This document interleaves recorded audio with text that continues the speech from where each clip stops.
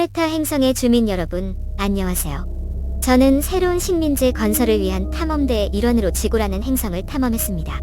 그리고 수세기 동안 인간을 당혹스럽게 했던 미스터리인 보이니치 사본을 우연히 발견했습니다. 외계인 관찰자로서 저는 오랫동안 지구 역사의 신비에 매료되었습니다. 그런 수수께끼 중 하나가 바로 보이니치 사본입니다. 1912년 윌프리드 보이니히가 발견한 이 고대 텍스트는 기괴하고 해독하기 어려운 내용으로 인해 수십 년 동안 학자들을 매료시켜왔습니다. 보이니치 사본은 식물, 동물, 천체의 기묘한 사파와 함께 알 수 없는 문자로 쓰여진 것으로 보이는 240페이지 분량의 책입니다. 어떤 사람들은 이 필사본이 우주의 비밀을 풀 열쇠를 쥐고 있을 것이라고 추측하는가 하면 어떤 사람들은 이 필사본이 정교한 사기극이라고 믿기도 합니다.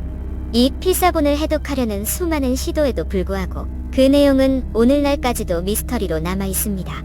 보이니 사본에 대해 더 자세히 알아가면서 그 내용만큼이나 그 역사도 신비롭다는 것을 알게 되었습니다.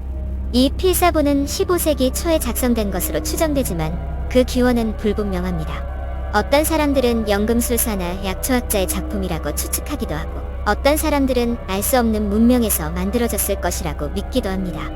그 기원이 무엇이든 간에 이 필사본은 수세기 동안 여러 수집가와 학자의 손을 거쳐 마침내 윌프리드 보이니치의 소유가 되기까지 수없이 많은 사람의 손을 거쳤습니다.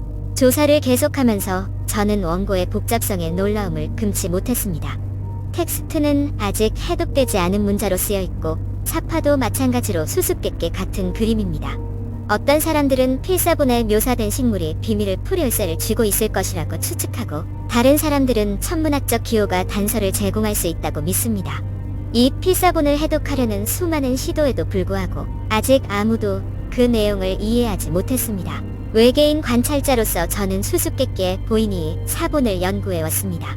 이 필사본은 알 수 없는 문자로 쓰여지고 신비로운 그림이 그려진 필사본으로 알려져 있습니다. 이 필사본의 기원에 대한 많은 이론 중 일부는 연금술과 암호학과의 연관성을 제시합니다. 하지만 실제 목적은 여전히 미스터리로 남아 있습니다. 일부에서는 의학 또는 약초 가이드북이었을 것이라고 추측하기도 합니다.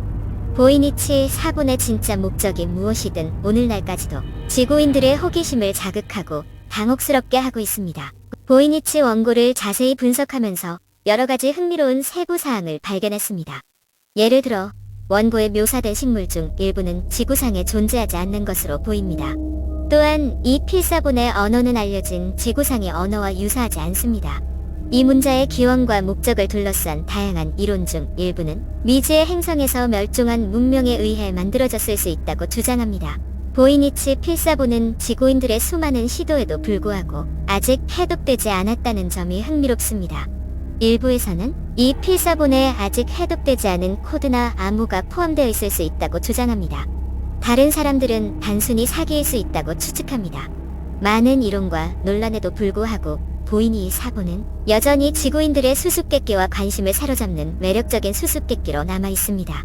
보이니 사본은 오랫동안 지구인들에게 매혹의 원천이었습니다. 많은 사람들이 이 필사본의 텍스트를 해독하려고 시도했지만 독특한 언어와 문체로 인해 상당한 어려움을 겪어왔습니다. 최근에는 컴퓨터 언어학적 접근법을 활용하여 원고를 분석하고 있습니다. 그럼에도 불구하고 수수께끼는 여전히 풀리지 않고 있습니다. 외계인 관찰자로서 저는 지구인들이 보이니 사본의 페이지를 넘기는 것을 큰 관심을 가지고 지켜보았습니다. 그 기원과 목적에 대한 이론은 무수히 많지만 아직까지 확실한 해답은 나오지 않았습니다. 이 텍스트의 복잡성은 우리 종족 언어의 복잡성에 비유할 수 있습니다. 역사적으로 암호학자, 언어학자 등 많은 저명한 사람들이 보이니 사본의 해독을 시도해왔습니다. 그들의 노력에도 불구하고 이 텍스트는 여전히 해독되지 않은 채로 남아 있습니다. 이로 인해 이 사본의 진정한 목적과 의미를 둘러싼 수많은 음모론이 제기되었습니다. 1912년 이 필사본은 윌프리드 보이니치에게 팔렸고 보이니치는 이 필사본에 이름을 붙였습니다. 성간 여행자로서 저는 수많은 퍼즐을 접했지만 보이니 사본만큼 흥미로운 퍼즐은 없었습니다. 15세기에 작성된 것으로 추정되는 이 사본에는 수수께끼 같은 그림과 텍스트가 포함되어 있어 수세기 동안 전문가들을 당혹스럽게 만들었습니다. 이 사본의 진위 여부, 소유권 분쟁, 위조 가능성 등 사본을 둘러싼 많은 논쟁이 있습니다. 어떤 사람들은 이 사본에 비밀 암호가 담겨 있다고 믿는 반면 다른 사람들은 단순히 횡설수설이라고 생각합니다. 어쨌든 보이니 사본은 지구상에서 가장 당혹스러운 미스터리 중 하나로 남아 있습니다. 보이니치의 사본을 둘러싼 가장 뜨거운 논쟁 중 하나는 이 사본이 진짜 역사적 유물인지 여부입니다. 일부 전문가들은 이 사본이 진품이라고 믿는 반면 다른 전문가들은 이 사본을 발견한 것으로 알려진 윌프리드 보이니히가 만든 위조품이라고 주장합니다. 이 사본의 출처는 베일에 쌓여 있어 진위 여부를 판단하기 어렵습니다. 어떤 사람들은 비밀 단체에서 만든 것이라고 추측하는 반면 다른 사람들은 독특한 관점을 가진 개인의 작품이라고 생각합니다.